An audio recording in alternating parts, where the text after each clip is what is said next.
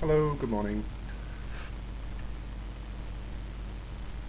I just want to very quickly address a subject, and that is the supposed gullibility of people who join Scientology.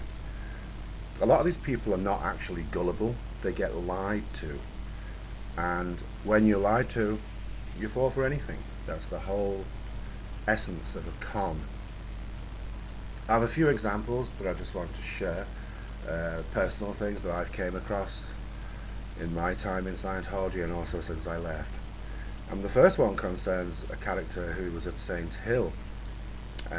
He was a registrar, he was a high-flying registrar, and then one day he was gone. And when asked about it, he had big overts on banks. Okay. So that handled it nicely. It was a lie though. The truth was he did not have big overts on banks.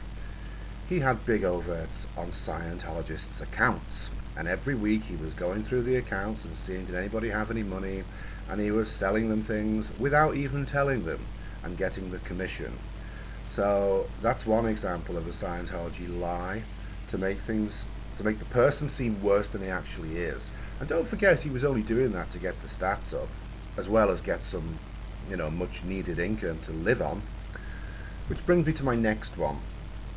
The only reason I joined staff in the first place is because I was promised £200 a week.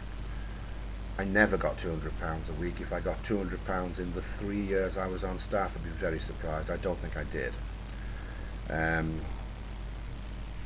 In recent times in Dublin, the story was put around that a certain staff member had been sacked.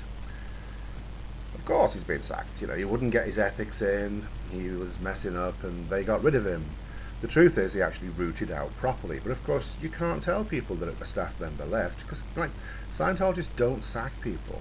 But that's the story they put around, and that was another lie. Then we'll come to the org that I was at. The executive director and the deputy executive director were man and wife. It didn't stop the executive director from having an affair with his wife's sister. And these three people were all clear. What are they doing having affairs?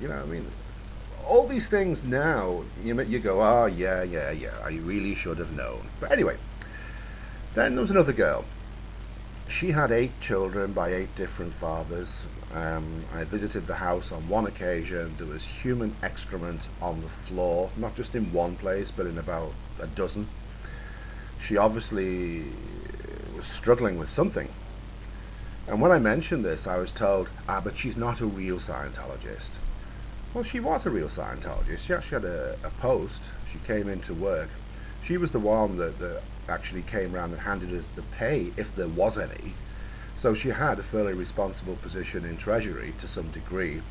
But I was told, oh no, she's not a real Scientologist. So that's just a few examples of the lying that goes on a daily basis. And it's how people seem gullible. You're not gullible, you get hoodwinked. So, thought for the day.